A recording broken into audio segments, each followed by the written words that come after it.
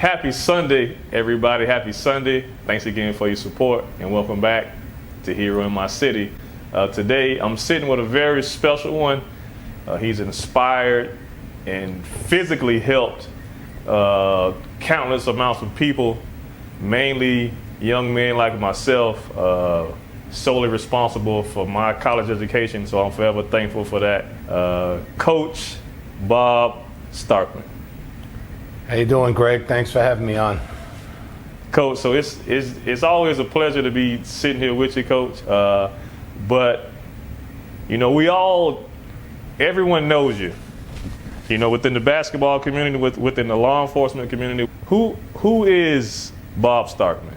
I'm just a regular guy. I mean, I laugh. You say in the basketball world and the law enforcement world. Hopefully, it's the guys that I worked with, not arrested. But no, I'm just a guy that just try to help people. I was in law enforcement from 1980. Retired in 2018. I started out as a New York State correction officer, became a city correction officer, went to the sheriff's office, and then U.S. Customs called me. Ultimately, I wanted to become a New York City cop, and in the late 70s, they really weren't hiring due to the fiscal problems. So I became a customs agent, landed up transferring to Miami in 1985. I thought I'd come down here for 2 years, learn the job, what better place to work, you know, narcotics than South Florida at the time, and go back. And never went back, and just my career changed in so many ways. Well, we definitely thankful. I don't want to say I'm thankful for the drug game, but in this case we are. When it comes to basketball, where did that love begin? No, it's funny. My path was very interesting. In high school, I kept on getting cut, and in 11th grade, I think maybe 2 games before the season was over, I was asked to play because there were some new high schools that were going to become varsity programs the following fall. So I got to play. I really don't recall how I played, so I probably didn't do that well because I would have remembered. And then I just kept on working and working. My goal was to make my high school team. And finally, my senior year, I made my high school team. Wow. Mm-hmm. And I was fortunate. I landed up playing in college. I went to a junior college, Palomar Junior College, and then I went to York College.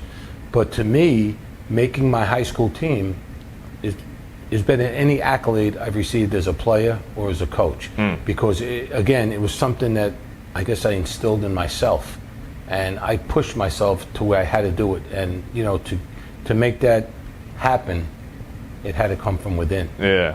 One of the things that I always remember looking back, especially after I wrote my book, because you think a lot more, what did I forget to put into it, whatever, was the one thing I learned from my father was that, you know, especially in this day and age too, and even back then, like, you know, you can make a phone call and, hey, you know, put my son on the team. I never did it. I was always taught you had to do things on your own. You know, you had to earn it.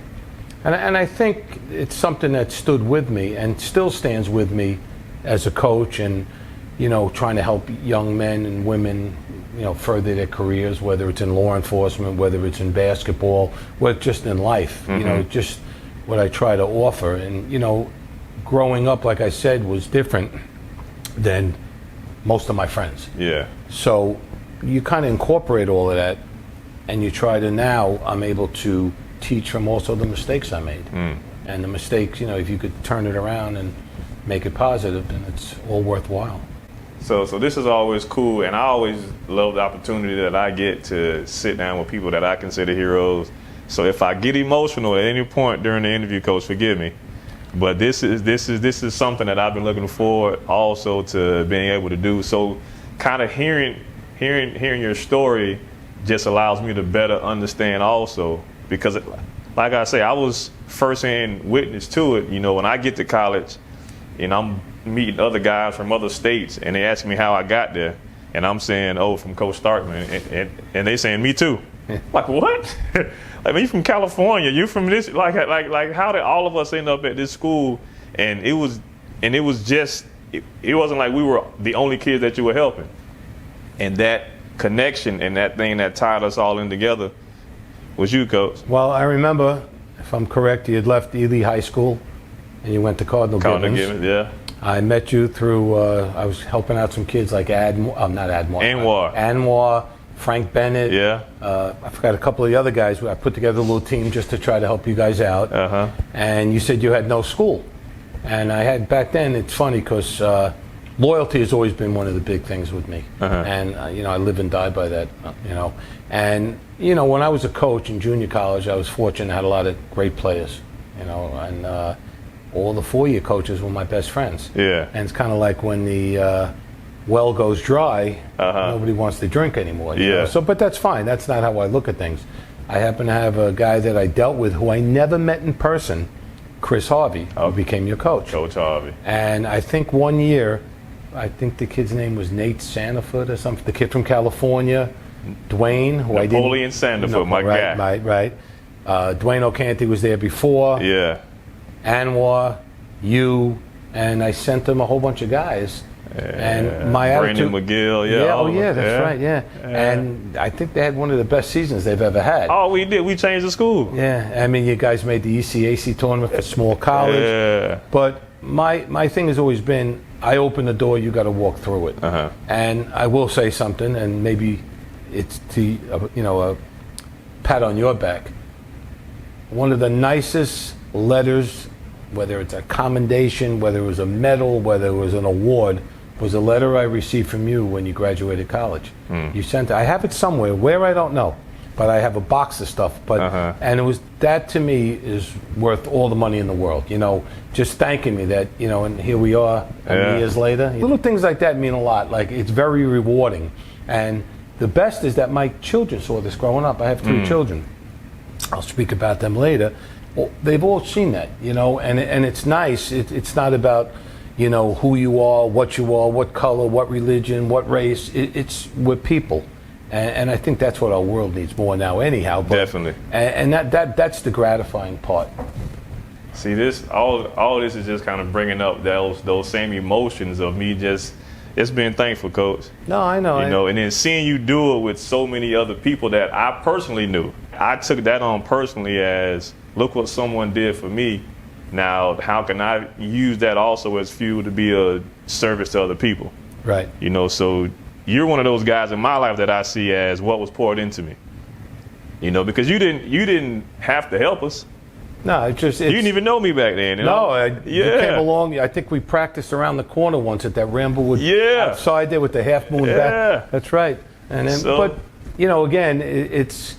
I always say it's nice to give, and my hand isn't out. Although I used to ask the kids, whatever school you go to, you got to give me a T-shirt. Yeah. But we still talk all the time.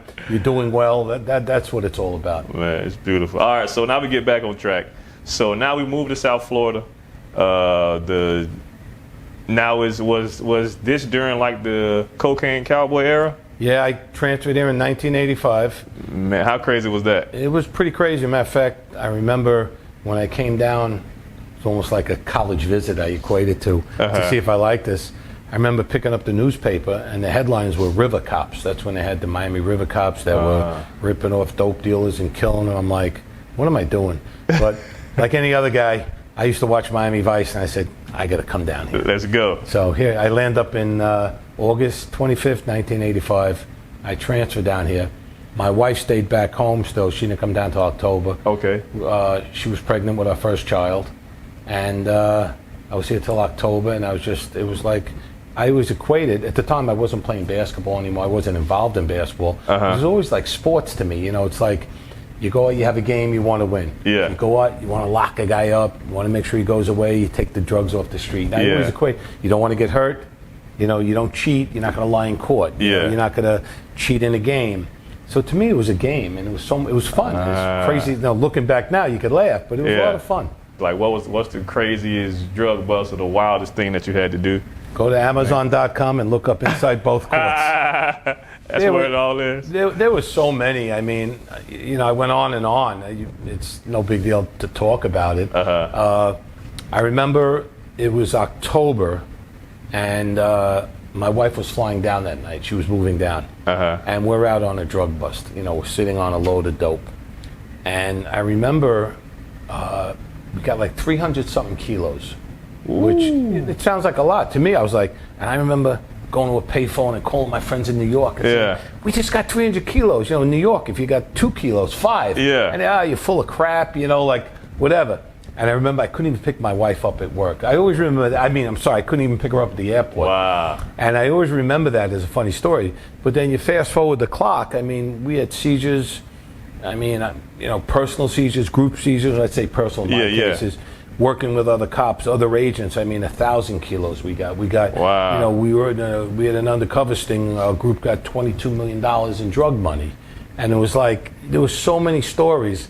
And that's why I wrote the book, to let people know what happened. You know? And again, you know, I'll get into it afterwards, but what the book is about. But there was like, you know, I'll tell you one funny story, and I forgot about it again.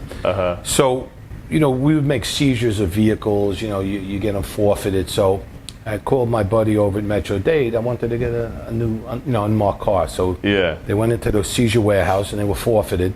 And it was a Jeep Laredo. I'll never forget, a black Jeep Laredo. And we got it forfeited, turned over to the government, not to me personally, and that became my new government car. Really? So I was driving around in it for a while, probably like 6 months. I went out to California with my family for, we went out to visit some friends for Thanksgiving. My old partner said to me, hey, can I borrow your car? Because remember, after after Thanksgiving, they sell all the Christmas trees come out. Okay. And this was, you know, it was in a small, you know, like SUV. Yeah. And this car particularly, the back seat would drop. Okay. You could take it out, and they have a wheel well. That's where your spare tire was. Well, unbeknownst to any of us, when I'm in California, he called me. He drops the seat, pops it up. I was driving around with 2 kilos. They never found it. And it turned out to be from the 2 guys that they did the show, the Cocaine Cowboys. It was one of their seized vehicles. Oh, wow. So here I am for 6 months. I'm driving around not knowing with 2 kilos in my car. Good thing I never got pulled over. They never would have believed me, you know? No. But that's just one of the funny stories, and fortunate too. Yeah, you know? yeah. But crazy times back there. Yes. So now we're full-fledged law enforcement. When does basketball come back into the picture? So I would say, I did 84, probably around 19, maybe 91, 92. My daughter wants to play basketball, or she says, I wanted her to play basketball. So I said, I'm going to coach my daughter. So I started coaching, and I told every kid, I said, listen, I've never coached. I've worked in basketball camps, but I've never really coached. Yeah. Not that you need, you know, your masters to coach in the rec league. Yeah, yeah. In coaching. So I started coaching, and I always told the kids, listen, I don't care if we lose every game, but you're going to learn how to play basketball. So I remember my daughter, some of the girls went on to play in high school. My daughter played in middle school, kept on coaching. And then I put together a little travel team with her because she was about to go to high school. Okay. I took her to 5-star camp, the women's camp. I worked there. Actually, I was the women's coach at Broward at the time. I got hired at Broward in 1996 as the women's assistant coach. Went to 5-star. My daughter started playing. And then when she reached high school, she made the varsity as a freshman, started every game from freshman to a senior year. Oh, wow. The time that she's on her own. Yeah. And that's how I got into it. Then later we had 2 sons. I started coaching them while I'm working as an agent. And it was just nuts. So then what happens is 1997, I'm sitting in that dining room set right over there. My buddy Miles calls me up. He says, hey, go on the Sun Sentinel in the, the Sunday job section. Yeah. Broward College is hiring a part-time women's coach. So I said, all right. I did it as a joke. And I got hired. So I was the women's assistant coach for 2 years. Then I became the women's head coach for 2 years. Then I got gray hair. And then I became the men's coach, and we'll talk about that after. And then I started coaching my 2 sons in the rec league as well. So I was really multitasking, coming from a drug bust to go to a game, or maybe watching my daughter's high school game, or my youngest son had a game, or my middle child had a game. It was, I don't know, I did it. I also got to give my wife a lot of credit because, it takes 2.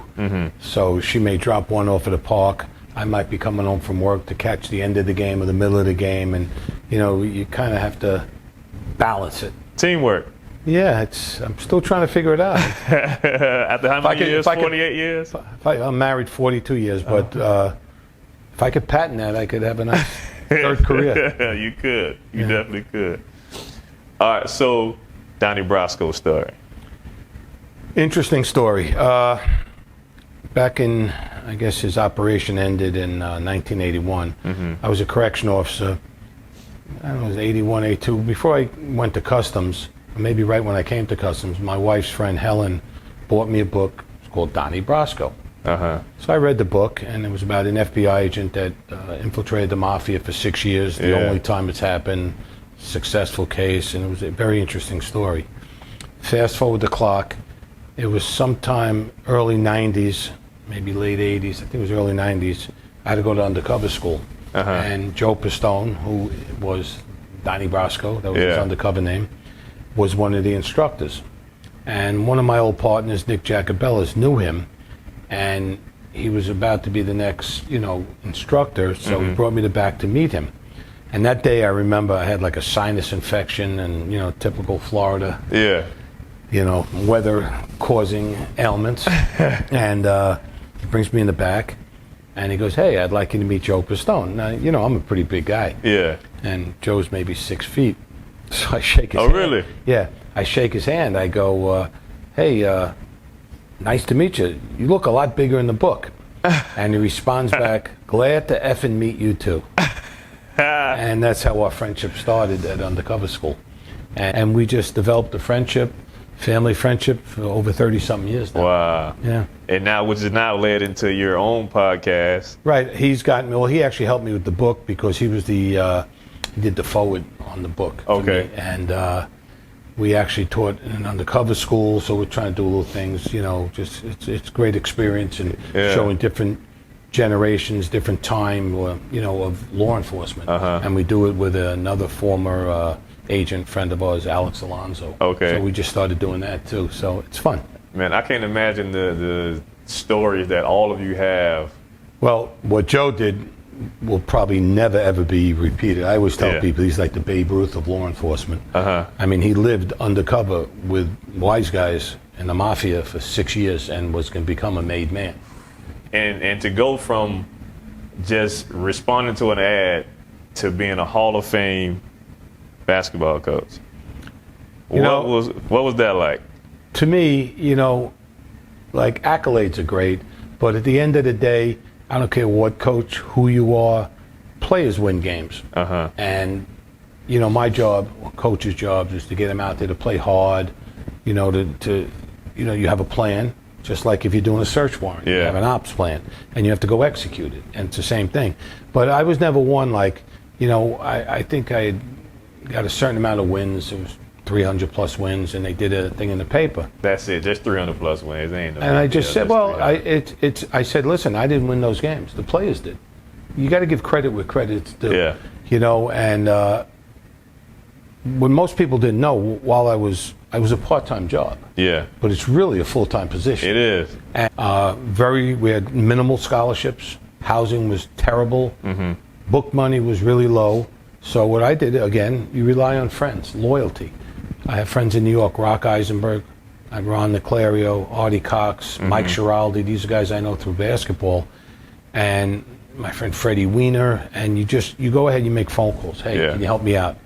I mean, how many coaches can honestly say, I had two-time All-Americans, both came on a phone call. Wow. Player of the Year, Nate Daniels, Tony Dennison, Adrian Yuta, just so many of them. How many of these players, these all came on a phone call. And they became All-Americans. So, I'm very grateful and I'm appreciative of my friends that did that for me. You don't find people like that. No. Everybody has their hands out, what's in it for me. And I think one of the reasons I was able to, be successful was because of my surroundings. It's like, it's same thing in law enforcement. You get a good boss, you need a couple good informants, you need contacts in other departments, and you put it all together. So it was an easy mix for me. You always receive good. As far as you just making a phone call to receive a player, a lot of guys can't do that. But it was something about you that those guys trust and believed in to know I got a good guy to send these kids to. Well, that was the thing. I never played any games. I did what's right. It's funny because when I went to my 4-year school and I transferred, I went from starting to never playing. And in the 70s, first of all, your parents, you're lucky if they come to your game because they're working 1 or 2 jobs. You never went up to a coach, why am I not playing? You don't have it now, I'm transferring because I'm not playing. You don't have the lawyer calling up saying, I'm suing you because you looked at my son the wrong way, or you called him a nickname that's unacceptable. Yeah. I never said a word. And I kept on going. I didn't quit. Kept on going. Years later, I'm down here, and it was probably, I want to say, late 80s, early 90s. My father and I went to this basketball den. It's called the Fraternal Order of Basketball. It was all New Yorkers. My father was probably in his late 70s and was probably one of the youngest guys there. Oh, wow. Besides me. And who walks in? My college basketball coach. So I'm, biting my tongue. Yeah. Do I walk away? Do I smirk? I said, nah, I'm more of a man. I went up and I shook his hand. He said, hello. He turns to my father and he said to him, if anybody should have ever held a grudge against me, it's your son. Wow. And that just it baffled me. Wow. But I will tell you, that is another thing how I spoke earlier about, influencing, doing things. That was something that stood with me. So when I became a coach, especially with the men's team, and a prime example, I'll give you, I had a kid, Dave Brown, local kid, went to a NAI school, transferred to me, came to play for me. He wasn't playing. My rule was, if you're not playing, come to me, we'll talk about it and we'll see. Yeah. He walks in, he says, a great kid too, he says, Coach, he said, why am I not playing? I said, Dave, I don't think your intensity, is where it should be at. You got to play harder, better defense, whatever. We're playing in a tournament at Palm Beach Community College. I put him in the game. This is 2 days after our little conversation. Scores 30. Plays great defense. Went on to start for me. I could have been greedy, kept him for another year. Yeah. He went to Gardner Webb. They ended up getting his master's degree, everything. Wow. And that's so to me, I never was afforded that. You're not playing. And then to hear from a coach, which means I know I didn't do nothing wrong. Yeah. And I later on spoke to I used to talk to a teammate of mine. He had passed away years ago, Walt Murray. And we never understood that. Probably about a year and a half ago, I was talking to another teammate of mine, Herb Stewart, and he never understood what happened either. I went from starting to not playing. Yeah. And it was just crazy. And, that life goes on. But again, that was a life lesson that I learned that I could apply so it doesn't happen to anybody else. Because, in this day and age, kid doesn't play, he blames the coach. He fails the class, he blames the teacher. Got to be accountability. Yeah. It has to be accountability. I know I screwed up academically, and I was able to teach these kids from my mistakes. And I used to tell them, I said, number one, I said, if I'm asking you a question, remember, I'm in law enforcement. I know the answer already, so don't bullshit me. Yeah. Number two, there isn't a trick that I haven't done, and I probably could teach you quite a few. Yeah. And that's why I think it really helped me mold these kids to become good young men. And just, I expected a lot from them. I was tough on them. Yeah. But I was tough for the 2 hours. We walked outside the gym, 95% of them knew I was there for them. Yeah. The other 5% didn't want to hear it, My thing is, I open the door, you walk through it. What you do once you get through that door, God bless you. Yeah. You choose not to do it, but I got that door open for you. And that's my mentality. I have a saying that I actually came up with, and a friend of mine put it on a wood plaque. I have it in my back room. It says, the wrong people don't get you to the right places. Think about it. The wrong people don't get you to the right places. And I also, another one that my son-in-law, when he was in the 101st Airborne, they had a saying, we sweat in training so we don't bleed in battle. And just implement that in basketball too. It's a big difference. But I think mentality, mindset is what I try to do the best at, What are you doing, Coach? I used to think if I had 13 kids, I could, when I say save, help all 13. I was greedy. I wanted to help everybody. Yeah. Not happening. Somebody says, well, if you help one, I said, nah, one ain't good enough. I'll settle for three or four. I gotta have, what I mean? And that's what I try to do.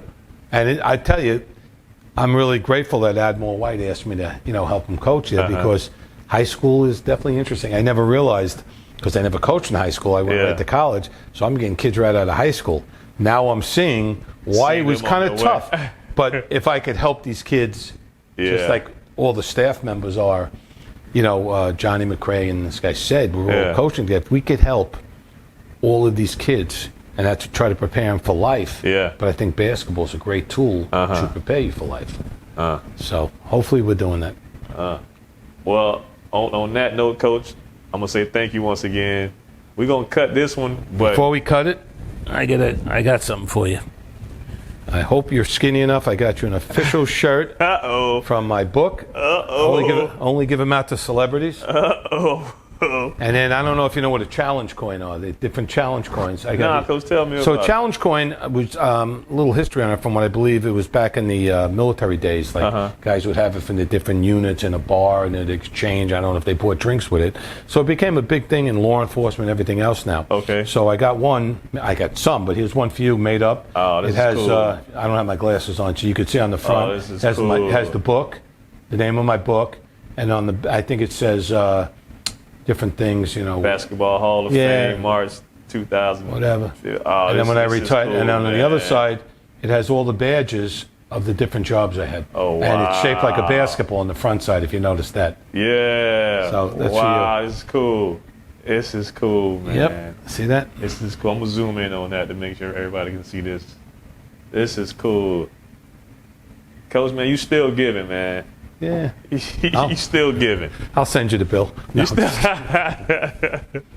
Coach, I appreciate it. I love so much. you. Thank you, Same Coach. here, man. Proud of you. Coach. Thank you. We'll be back. We will be back with another episode with Coach Starkman. I can guarantee that, man. We got so much more just to unpack. This is an unbelievable person to be around.